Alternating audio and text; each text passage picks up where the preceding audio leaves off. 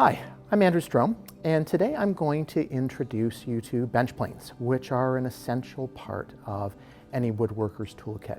I say bench planes to differentiate them, to distinguish them from joinery planes, which are used for cutting elements of joinery or for fitting joints together.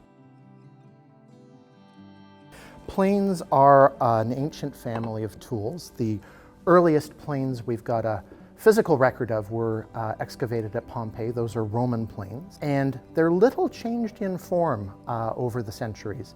A Roman carpenter, if he was transported through time, would be able to recognize any of the planes in front of me and know how to use them. A plane is a tool that holds a cutting blade at a fixed angle and at a fixed projection. And it's that projection that actually determines the thickness of the shaving that you're going to take. The Romans used metal planes, so that's how they survived in the archaeological record. But for centuries, what was used after that time period were wooden planes, such as this one. Very, very simple device consisting of a wedge that holds the blade in place. And the blade, and in this case it has a chip breaker on top, is held within the mouth of the plane. So really it consists of 1, 2, 3 components.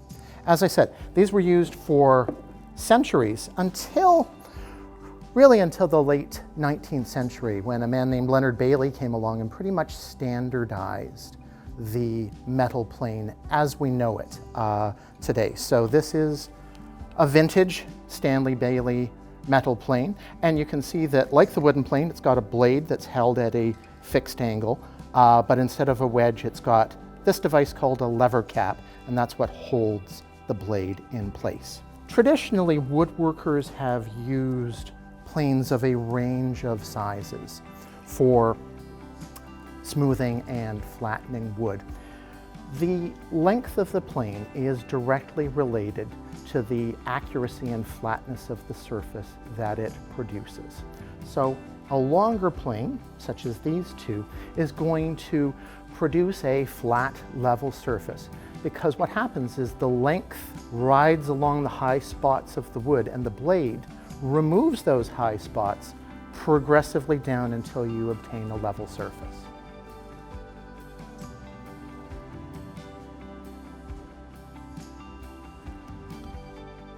Stanley applied a numbering system to its planes, which is still in use today. The planes went from the very diminutive number 1 at one end of the spectrum, which is a very small smoothing plane, all the way up to the number 8, which is a large jointer. At the end of the spectrum, we have smoothing planes, which are much shorter, typically 8 to 9 inches long. And as their name suggests, their intent is to produce a smooth, finished surface. So it's the quality of the surface rather than its accuracy that denotes a smoothing plane. This is a number 4 in the Stanley system, has a 2-inch wide blade and a body that's about 8 inches long. This is its bigger brother, a 4.5. Same length, but somewhat wider, to reduce the number of passes that you need to take when you're smoothing a surface. In the middle of the range, we have jack planes, which are about 14 inches long or so. And the term jack plane and the expression jack of all trades are linked and relate to the general purpose use of this tool and its versatility, and the fact that we can make it perform a number of different tasks for us. And then the jointer, number 7, which is 20 inches long and has a 2 3/8 inch wide blade.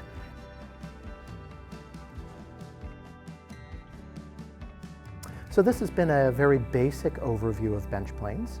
Please join us in future videos when we'll delve a little more into the details, the components of planes and how they all work together to create a functioning tool, how to set up and use a plane effectively, and some things to consider when you're buying your first plane. Thanks very much for joining us, and we'll see you next time.